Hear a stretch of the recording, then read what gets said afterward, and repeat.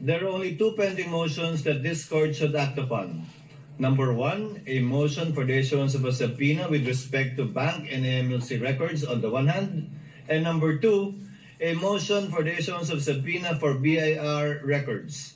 Understandably, there are sub-issues underneath each, but we cannot put a vote each and every sub-issue under each motion. So we will most likely, the chair would suggest, put it to a vote by the motions that have been filed by the parties, whether or not to grant it or to deny the motion filed by the prosecutors rather in this case. Again, subject of course any agreements we might arrive at in caucus, Senator Judge Allen, and the chair will submit to that.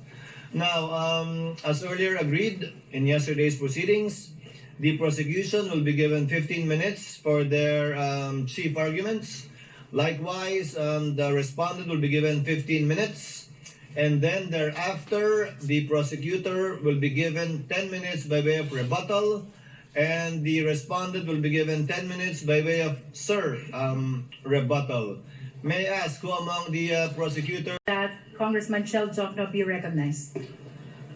For the prosecutors, the Honorable Representative from the party list at Bayan, Chel Jokno, is recognized for his oral arguments on the motions, twin motions that they filed. You are recognized, sir, and you may proceed when you're ready. You have 15 minutes. Thank you, Your Honor. Good afternoon, everyone, to the members of this honorable court. May it please the court. Simple lang po ang isyong kinakaharap natin ngayong hapon na ito. Pero napakabigat. Bubuksan ba natin ang pinto ng katotohanan o haharangin ito? Ang hiling ng prosecution ay mailabas ang buong katotohanan so that this court may know the truth, the whole truth, and nothing but the truth, and make its decisions based on that.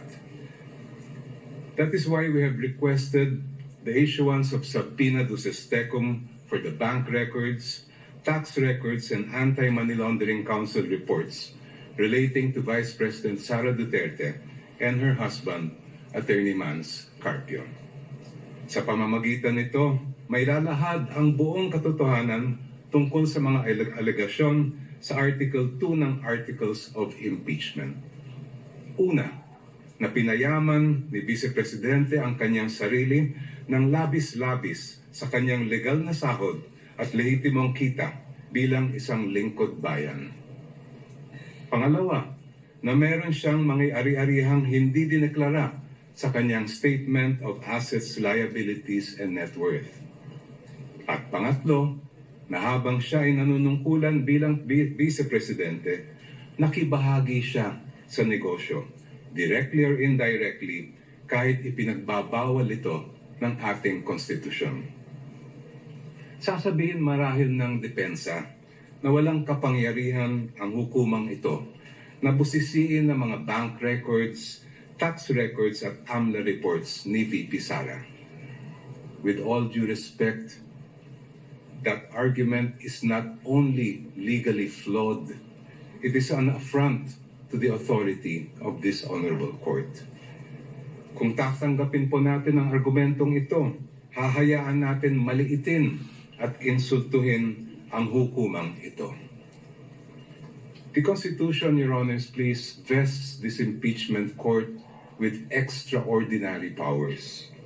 Tanging ang hukumang ito lamang ang may kapangyarihang magpasya kung ang mga pinakamataas na pinuno ng ating bansa ay karapat-dapat pa rin manungkulan. Because this power comes directly from the Constitution, no one, no person, no law, no administrative rule can limit or supersede it.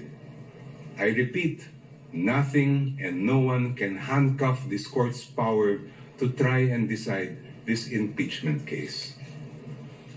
Kahit ang bank secrecy law po ay sumusunod at tumatalima sa impeachment court.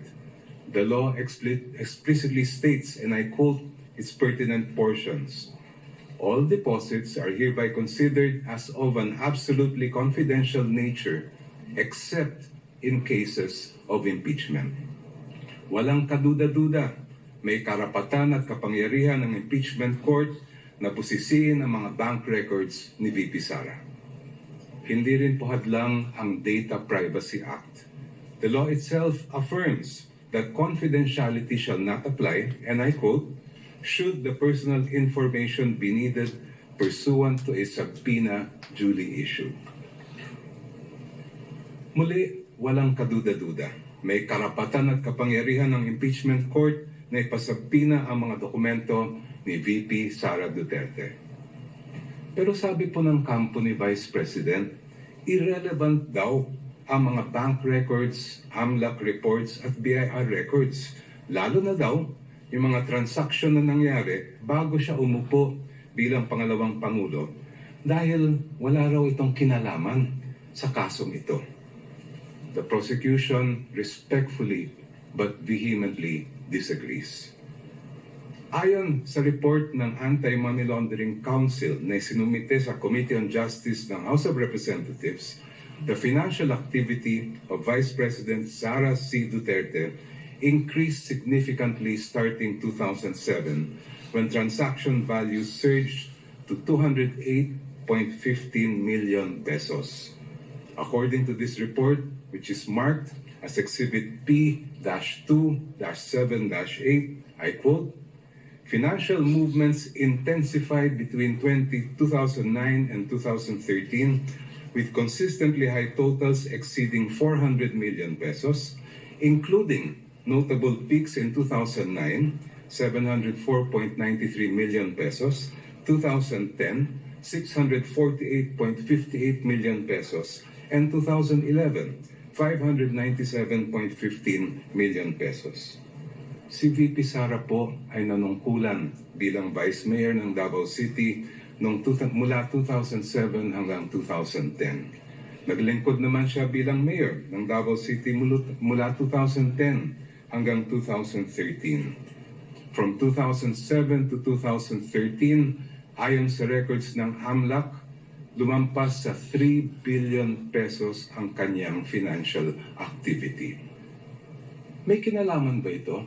Ito ba ay relevant sa Article 2 ng Articles of Impeachment, which alleges, among others, that VP Sara betrayed the public trust and culpably violated the Constitution when she amassed unexplained wealth manifestly disproportionate to her lawful income?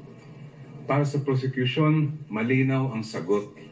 The Vice President's financial activity as Vice Mayor and Mayor of Davao City relates directly to the main fact in issue in this case, her fitness or unfitness to serve as Vice President. Let me explain. The framers of the 1987 Constitution added betrayal of public trust as a ground for impeachment, and I quote, to include all acts which render the officer unfit to continue in office. For this honorable court to determine whether VP Sara Duterte is unfit to continue in office, it must have a clear picture of the respondent as a public servant.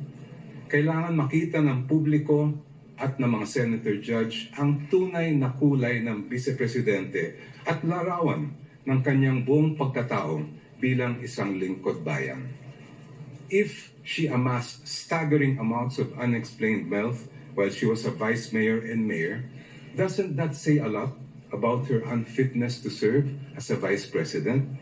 Isn't that relevant to the question this court must resolve at the end of this trial of whether or not the vice president betrayed the trust given to her by the people? From what I have gathered and read, Your Honors, please, this is not the first time this court has been confronted with this issue. Sa impeachment ni dating Chief Justice Renato Corona, tinanggap ng hukumang ito ang mga ebidensyang nakalap